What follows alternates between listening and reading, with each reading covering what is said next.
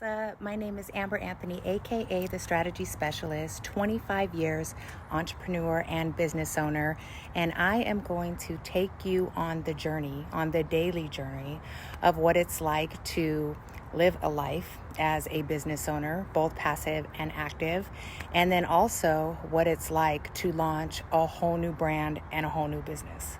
So today is Saturday, and the first thing that I did this morning was I fed my mind. So I listened to a few podcasts. One of them was a real game changer for me. It is Alex Hormozi's The Game. For whatever reason, the title really didn't attract me. So the fact that it came on, and it's no surprise it was necessary because it's something that I prayed about last night for more clarity. So this is kind of an advanced concept, and I say that with the most respect because it's even advanced for me, which is why it's something I've been praying on. So there are different levels when you're in business, right? And sometimes your mind can't catch up to what's going on, and it also requires you to change your perception and your way of thinking and your expectations. And and when you're so grounded in your original beliefs or your small-minded beliefs, oftentimes they hold you back. And I am 100% #guilty of that. So the overall takeaway from the podcast is he was talking about when he acquires new businesses, what that compensation looks like. And his thing is when he gets in a new business, he takes 10% of the top line. He guarantees that the bottom line will 3x. So in other words, your net earnings, aka potentially your net profit distribution, is going to triple in year one, and that they are going to increase operations, profitability, visibility, and then of course sales, right? So it's these three things. And I know for a fact as a business owner, number one, giving up control is incredibly hard. But number two, when you are moving from active to passive and you bring on a new team, that team costs an exorbitant amount of money that you're not usually used to paying. And all you can see is how much money is going out and potentially how much money is no longer in your pocket because of that. But what I loved about his guarantee and what helped me wrap my mind around it, and maybe had I understood this a decade ago, because many times when you get to this level of the game, you have to take the emotion out of it. It's literally about numbers. So if I would have made some type of an agreement or had on paper those simple metrics where it's like, look, when the top line does this and the net margins are this and the profitability is this and the guarantee is this within this timeline and so forth, then, if X happens, then Y happens, right? And I was like, oh my God, that's so simple. I've had years and years of sleepless nights, and just that simple equation that I heard on that podcast this morning, game changer. So after that, I had a meeting with one of my colleagues, and we help each other in our different areas of genius. So we meet about once a week just to check in. And because I am the strategy specialist, working with me is literally all about doing time analyses, putting it on calendars, making sure we're hitting our benchmarks and our KPIs, right? So that's the service that I provide to her. And in return, because she's actually 6 months ahead of me on a new area that I'm wanting to get into with my new business venture, she is coaching me on all of the things that she's learning and applying. So it's time collapsing my results to be able to launch. I'm moving into the online coaching space, and for weeks I have been studying Russell Brunson's ClickFunnels. I've read a few of his books and then also participated in his live masterminds.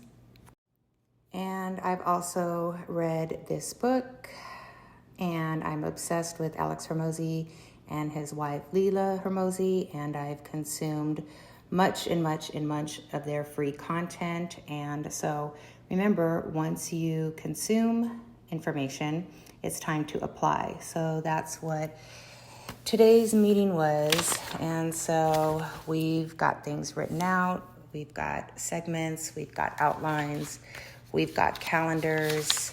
So I'm calendared out for the next 20 days. Saturday, it is 5:20 in the afternoon, and it's time to go grocery shopping to meal prep for tomorrow because it's just necessary to be a high performer.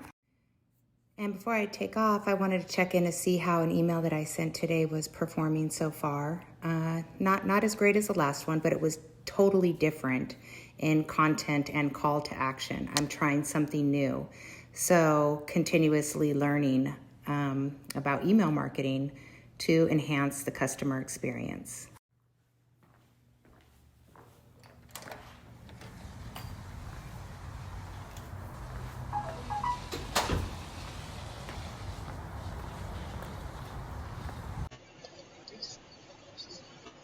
That was so powerful and not even intentional. I'm telling you, I've really been working on my mindset and vision casting. That's something that I've never really done before, because what he just said, no lie. And I literally got in the car and just hit play because I just wanted to show you guys like what I do. Like, I don't listen to music anymore. Like, I feed my brain all freaking day long.